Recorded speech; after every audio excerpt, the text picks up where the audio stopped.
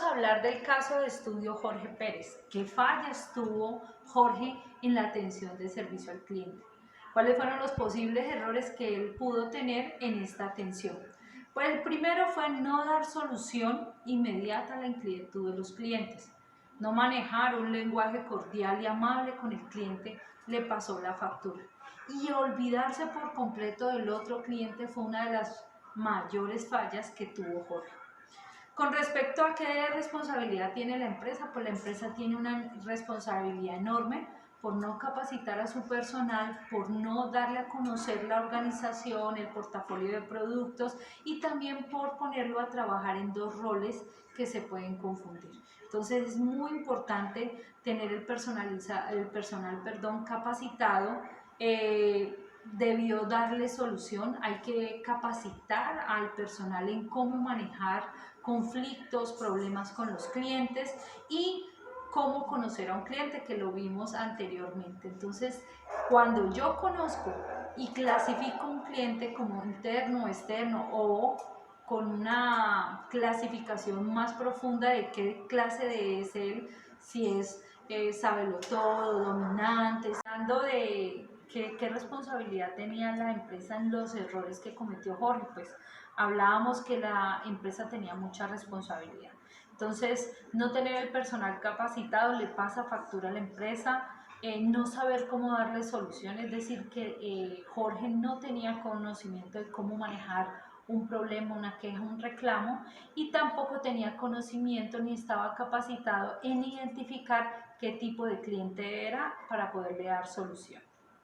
Bueno, ¿qué es lo primero que se va a hacer al momento de atender a un cliente? Pues lo primero es saludar al cliente y hacerlo sentir valioso, preguntar por sus necesidades para dar una pronta solución, conocer todo lo correspondiente para dar la solución al cliente, ser honesto y hablar con transparencia, dar siempre la razón al cliente y por último ser amable y cortés con el cliente.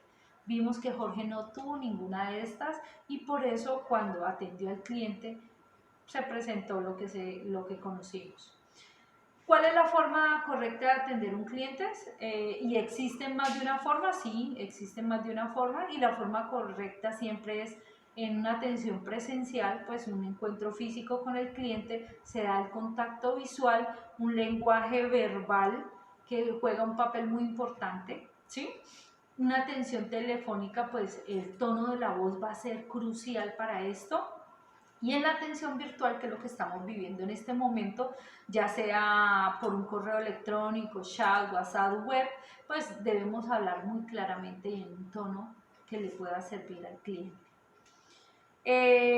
Dentro de este caso, la cortesía, las formas correctas, si existe más de una, pues la cortesía, la manifestación de la atención y el respeto hacia el cliente es básico.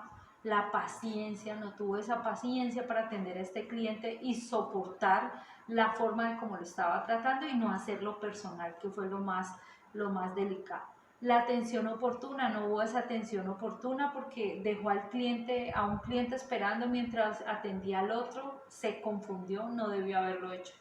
La presentación personal también es servicio. Si no estamos acorde con una buena presentación, pues no vamos a atender un buen servicio. Y seguridad al hablar y no confrontar al cliente fue algo que Jorge le va a pasar mucho factura.